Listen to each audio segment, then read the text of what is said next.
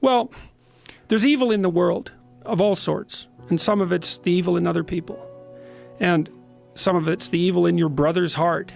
But the part of it that you can really do something about, that's the malevolence in your own heart. You can actually do something about that, and that's actually way more useful than you think. So, because if you can face it in you, then you start to understand it, and that also makes you strong enough to identify it and to fight it when you see it in the external world. Plus, you don't do any harm. It's like there's lots of people all over the world going out and doing reprehensible things, and you might say, well, you should go out and protest against them. Then sometimes you should, but most of the time you should think, where am I falling short of the ideal? My own ideal. Doesn't have to be one that someone puts on you. Where am I less than I should be? Where am I bitter? Where am I making the world a worse place than it has to be? Like, you ask yourself those questions, you'll be in for a big shock. You say, well, what would happen if you stopped doing that? That's what 12 Rules for Life is about. It's like, stop saying things that make you weak. Stop telling lies that you know to be lies. Stop doing things you know to be useless and counterproductive. Aim high. Adopt some responsibility. And then see what the hell happens. It's like, it'll work. And that's what I'm hoping people will do. Well, and that's the other thing too, is I think the world is full of darkness, let's say. And we could say each of us have a little bit of light. And if we release that light, if we let it shine properly, Christ, it's too cliched to go on with in some sense, but the world is a lesser place if you do not reveal from within yourself what you have to reveal.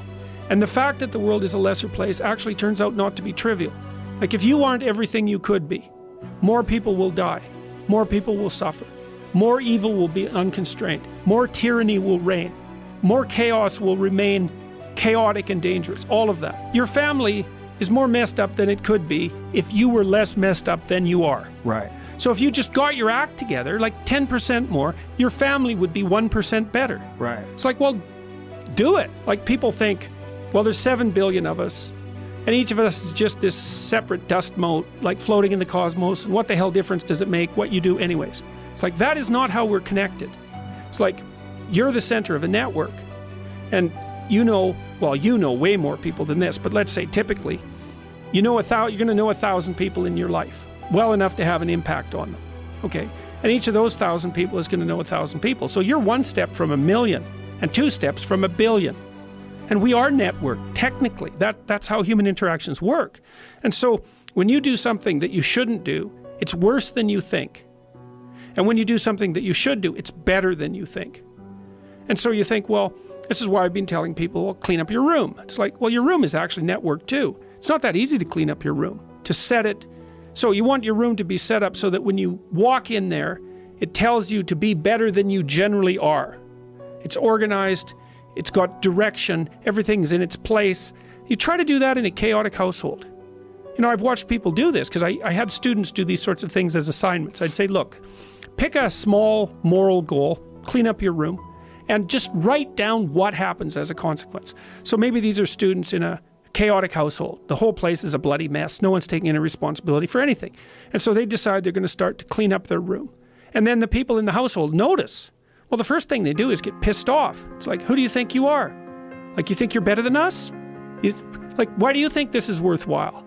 Who died and made you God? All of that. So just by trying to organize this little part of their life, they immediately run into the people whose actions they're casting in a dim light by trying to improve themselves to some degree. They might have to have like a thorough war in their household to be allowed to do something as simple as keep the room orderly.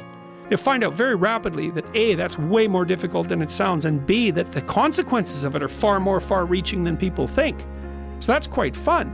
You know, because maybe part of it is that like everything around you is full of potential. Everything. Maybe more potential than you could ever possibly utilize. And so maybe all you have is this little rat hole of a room in some rundown place in the world. It's like, fix it up. There's more there than you think. See what happens if you fix it up. And you'll fix yourself up simultaneously because you'll have to get disciplined in order to fix up the room. And then you have a fixed up room and you'll be a more fixed up person. It's like, you think that nothing will happen as a consequence of that? It's like all hell will break loose as a consequence of that.